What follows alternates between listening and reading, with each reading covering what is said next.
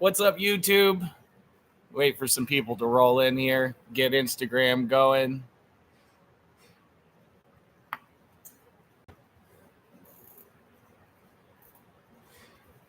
What's going on, everybody? It's our weekly live. We don't really have a plan for today. We don't really got a theme like we normally do. But we're here to answer your questions like we do every week, 3 p.m. Pacific Standard Time. So if you have your questions, this is the time to ask. I'm just chilling out in the shop here. We'll also be going live on TikTok if that's your preferred location to view your lives in a couple minutes once Brandewski gets in here. He's running a little late, but I got it under control in the meantime. In case you guys missed it, there's been a couple releases this week that have been pretty cool. I know tons of you guys, every week we get multiple asks about the third gen Tundra 8112s and 8100s. The other day, we officially got part numbers. We don't have pricing. Fronts are adjustable from 1 to 2.25 inches of lift. Rear is 0 to 1. They have DSA Plus adjusters. They're called Blackhawks now. They're aluminum bodies, and they're not bypasses in the rear. They have JCOs and RCOs. They're zone control like the front, so those are pretty cool. F-250 2015 6.7 best value for money setup. Best value for money are probably the Fox 2.5 HTOs. They're about $13.80 US. I don't know what that is in Australian. They're better than all the Fox 2.0s. They last a surprisingly long time. Seems like they're comfortable. They're great under a load. They do everything well, but they are on the pricier side. If you want something cheap, check out some Bilstein 5100s or 4600s, depending on if it's lifted, leveled, or whatever. And we got our boy Brandon in here, so we'll get TikTok rolling in a second. I don't foresee a lot of you guys would prefer to be on TikTok and switch from here, but just in case you are, that'll be up live in a second. Yeah, so if you have a 4-inch lift, it's going to be Bilstein 5100s. Those are for lifted applications. They're a little on the firm side over smaller bumps. They're not going to like anything over like a 35-inch tire, and they can still be overwhelmed over bigger bumps. But for the like 100, $125 a shock, they're hard to beat. They last a long time as well. But the HTOs, the Fox 2.5 HTOs, great option for the money.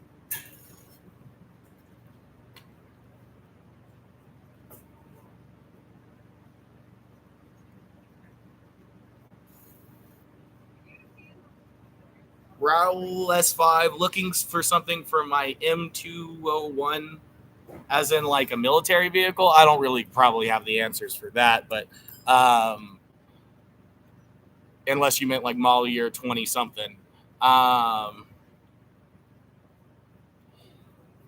So Chibi LOL, someone comes to you and says he must have a twin tube. What's your recommendation?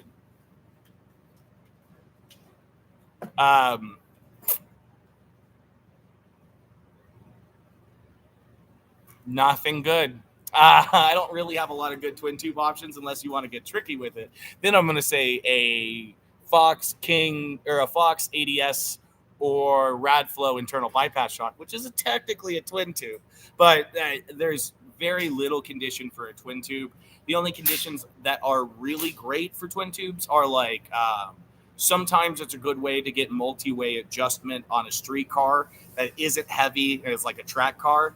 But I mean, if I had to make a choice, Skyjacker N8000s, but like they're a good shock if you're going to sell your rig.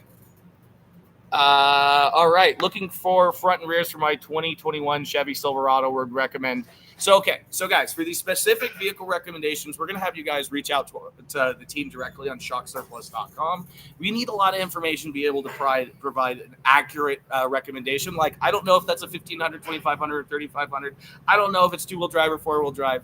I don't know what your off-roading looks like. I don't know what tire size you're running. I don't know how much you want to spend. And that's a lot of questions. There's a lot of people who have questions. So, and we can't really spend that much time on one person. So just slide on over to shocksurplus.com. The team will be able to send you in the right direction. Oh yeah, Leon, I thought the picture looked familiar. But we got a lot of great options for those GMs. depends on your off-roading, depends on your budget, depends on your overall goals, and team will be able to help you out with that. 8112 for 4Runner 2026 coming. Yeah, probably early 2026. We should have those out. I think they are trying to get a test bed vehicle right now, but yeah, they probably will be early next year along with the Tacoma stuff. Since Toyota finally merged the platforms, it's making development for everybody a lot easier and faster. So we won't be waiting like we have been previously, but probably at SEMA you can expect to see things like the 5100, 6112, 6100s and stuff like that. How's TikTok doing, Branduski? Oh, we're doing good. We got a question from Andrew who wants to know, why do we have to rebuild Raptor shocks every 10,000? Every 10,000 miles is means you're driving it pretty aggressively. It's almost, 10,000 miles would be you were driving it really hard. But the real reason why shocks like Raptor shocks or any high performance off-road oriented shock generally needs more service is their seal material largely is of a harder durometer. That's a harder material. It can take more temperatures and more hard abuse, but wears at a greater rate. So you just end up having to change it out sooner. So basically those seals allow them to take a lot of abuse, but they have a shorter service life, which is kind of the story with, sorry, Instagram, you fell down, which is kind of the story with any part off-road oriented. You can get something stronger, but it's probably going to be higher maintenance in a lot of cases. He says it's a farm truck and has had seals blow out 3 times, so you must be putting it to work. Yeah, you must be putting it to work, or whoever's rebuilding it is neglecting something. Like it might need a shaft, it might need a body, and they're just sending it down, or it might need a seal head, and it's just will work for a while, but it sees any serious load and it pops the seal. But 10,000 only off-road miles is you're probably going to have to be doing a lot of service on almost anything. 10,000 seems a little fast just for a farm truck, though. You guys mostly do truck and SUV applications. Anyone come in for shocks for like their Civic or street car? Yeah, all the time. I mean, we pretty much carry everything for everything. It's not our primary business, but like I had a very long skid kit era. Brandon, who's usually behind the camera, had a Civic. So and most of us had street cars at some point. So we know what we're doing. And more often than not, the car stuff, they're just looking for basic OE replacements. That we talk to. The people usually in street car stuff looking for coilovers, performance stuff, they actually have a much better idea of what they want and what they need. And even if they don't, they pull the trigger without asking questions. There's, it's a lot lower. I don't know the right word for it, but the suspension on a street car ain't working as hard, even to make it handle well, compared to something that's got to eat like 2-foot bumps with a 40-inch tire. It's kind of, there's less room for, there's, a lot more room for error. And really in the performance car market, we've all accepted things ride like shit. So they kind of know what they're getting into. Magic Bingels or Magic Benji LS, maybe? I don't know. Would love some more details on how Bilstein 5100s compare to the stock TRD off-road suspension of the 4th Gen Tacoma. What are the main differences in quality? And we'll have a full review about this coming in soon. But the TRD off-road stuff on the new Toyotas is similar to the Bilsteins they're doing on Sasquatch package Broncos. They're like 8112s from the Dollar Tree. Basically, they have internal bump stops on compression and rebound that give you progressive support at the end of the stroke. I found that the compression bump stop, the in-stop control valve on the top, was just engaging all the time.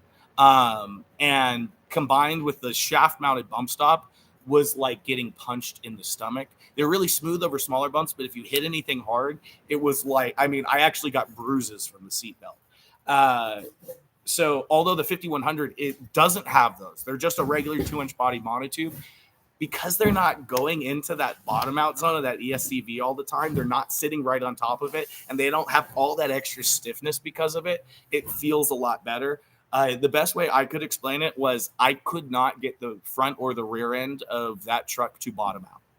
It would leave the ground before it was out of suspension travel, which means the combined bottom out force of the bump force of the bump stop and the external and internal bump stops were just like, it's just too much. You just pogo stick off the ground, and it like genuinely hurts when you hit something hard. Now you can bottom out the 5100s and you feel that into the travel, but you don't have that like seatbelt wrenching, gut rearranging harshness. So it's like not a game changer, but if you're going off road where you are going to regularly be feeling those big bumps, it makes a really big difference. And they're not a lot of money. So, you'll see it in the review when it comes out, but we talk about how really the shock Toyota should have used in the first place. Those ESCVs, or if that was how they were going to set up those ESCVs, it just is a mistake. 5.0 Rowdies and Bullies, anything for expeditions. Icon has some options. King has some options. It depends on the year. Ultimately, the rear suspension on those expeditions is a little flawed, so a lot of brands don't really want to deal with it. But if it's a newer one, I think it's like after 2014 or 2016, something like that, there are kits from Icon and King and 2.5s. Annihilator 105 on YouTube, 2015 to 2020 F-150. Any recommendations for shocks currently on the Fox 2.0? But they don't hold up well with the Whipple on the street. Feel good at times, sometimes out of control. Depends on the money you want to spend. If you want to keep price about the same, I might consider some Bilstein 6112s, 5100s, or 5160s. They'll be able to reduce more of those unwanted body motions without too much penalty and comfort. If you spend more money, that's when I might start considering things like the Fox 2.5 Performance Elites, because they have the dual speed compression adjusters. So you might be able to get a similar small bump compliance and comfort of the 2.0s, like initial comfort, but you'll be able to bring in that low speed and get it locked down more. Lyle Taplin, I have an Icon 2.5 kit. Is it worth to change my LCA? I want to get a little more track width. I was also told I might need to change them to fit bigger tires. So you wouldn't be able to change the track width with a lower control arm without a full long travel kit. It's going to be the full kit. So you're going to need tie rods, axle shafts, upper control arms as well. And you probably won't be able to use those Icon 2.5 coilovers you have now. So, yeah, it's not going to be just an LCA change. It's going to be a whole change of the front suspension. Now, when they're telling you might need the LCA for larger tires, it's probably a Toyota, and they're probably telling you that because a lot of the aftermarket LCAs are either allow for more adjustment, for more positive caster to push the front tires further forward, like the Super Pros, or already have like a 1-inch front wheel push, like the Total Chaos stock width stuff. I think Camberg has stock width stuff now too. And that pushes the front tires forward and nets you more tire clearance. But it's not going to change track width. It's the front tire is going to be closer to the front bumper, which if you have to trim stuff, it's easier to trim stuff ahead of the tire than behind it up front. Dead Reckoning Outdoors, what upper control arm will work with a stock 20-inch wheel on an F-150 tire size? At least on all the tubular arms we have tried, we haven't had any clearance issues with stock wheels. SPC just redesigned their arms. They seem to be really, really, really, really solid. Icons are like bomb-proof for a tubular arm. I would have to look. Sometimes the billet arms need more clearance, but if you're looking at 6112s, billet arms are probably a waste of money. The money you would spend on a billet arm, you could probably spend on a better set of shocks than a tubular arm. Let's see here. Chewy 23, best shocks for a 1500 Trail Boss. Depends on how you're using it. Depends on your goals. Depends on your budget. Depends on your tire size. Depends on a lot of things. For these specific recommendations, go on shocksurplus.com. Reach out to the team. They'll be able to help you out.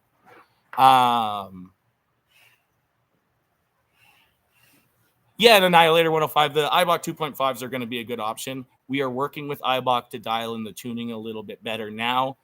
we're kind of running out of time, so hopefully we get that done. Ultimately, they will not. We're not aiming for them to be as composed in the handling department as the Bilsteins, just simply because we want people to have a softer riding alternative to the 6112s for not too much more money. So it's going to be the price of like 6112s in front, 8100s in the back, but we're aiming for them to be a little softer. So they're not going to be quite as composed as the 6112s, but they'll have better small bump compliance and certainly be more stable than the Fox 2.0s. Devin, did you notice a difference with the wheel every weekend tune on the second gen Tacoma? Yes, we did. We noticed a really big difference. Mostly in the rear, they're holistically undervalved on rebound for the way we're using it. So it's way more composed. We picked up some mile an hour out in the desert. The setup did also mean we lost a little bit of small bump compliance. They're not as plush, but that was a sacrifice we were willing to make for them to be more composed at higher speeds and more stable without that front sway bar in. Rally 5, I've heard a lot of mixed reviews on the Fox 2.0 coilovers. How do you feel about them? If you like, it depends on the application. I think you're saying you had a GM. If you like something really soft, if you want something as soft as the factory suspension but won't explode when you go off-road, they're a good option. Ultimately, we have personally preferred other things because we found that stock suspension on the GMs to be way too underdamped, way out of control. And the Fox had a very similar feel, maybe not quite as out of control, but definitely more durable. Ultimately, I think you get a similar ride out of the Ibach 2.0s with better handling, better load carrying support, and they last twice as long. Alternatively, if you're really actually driving off-road, a 2-inch body shock's not going to be enough for you. So they're a great option if you want something really, really, really, really soft that isn't going to immediately explode, but on the GMs, but also on other applications, it's very hit and miss. We've liked them on most things, but like we just tested some on an F-150, and they weren't great. And we got our daily alarm. Our neighbors, their alarm goes off every single day while they're there. So that's great. Any info on the Ibach 2.5s? F-150 and LC250 should be out at SEMA. We have the 2.5s on our F-150. We're dialing in the tune a little bit better. Opinion on the MT64s compared to the 5100 and the Ibach. Might spend a little bit of time checking on the price on those WOA tests. We're talking about completely different leagues. The MT64s are better than the 5100s, better than anything Ibach has currently. We'll see about the 2.5s, but completely different leagues. And if you're looking at basic setups like a 5100 or an Ibach Stage 1 kit, and MT64s are even in your mind, forget about the cheap stuff because you're just going to be spending money twice. Anything on the old tickers? Yeah, we got a few we could go through. Yoda Fab 172. Do we sell shock seals and parts? No, we don't. Shockseals.com. Shockseals.com. That's where I get our stuff. If you want to have us rebuild it, we'll do that for you, though. Greffo 1408. What's the sauce stamper setting on the Fox 2.5 for daily? Been missing with it. Like, tried to recommend your clicks. I can't really tell you guys where to set your stuff. I've heard from a couple people that 5160s are failing in the cold. Any experience with that at all? All shocks, when they get to a certain temperature, will have issues. What ends up happening is you'll get hard buildup, ice buildup on the shaft. You'll go to drive, and it cuts the seals. It's not really a 5160 thing. It's not an anything thing. It's just probably the most common shock that has an exposed shaft. Icon upper billet arms. Any drawbacks with going with these since they have the Heim joint over the standard Icon 2 bumpers? Ride noise for... Yeah. So a Heim is going to have more noise, more vibration, and more harshness and have a shorter service life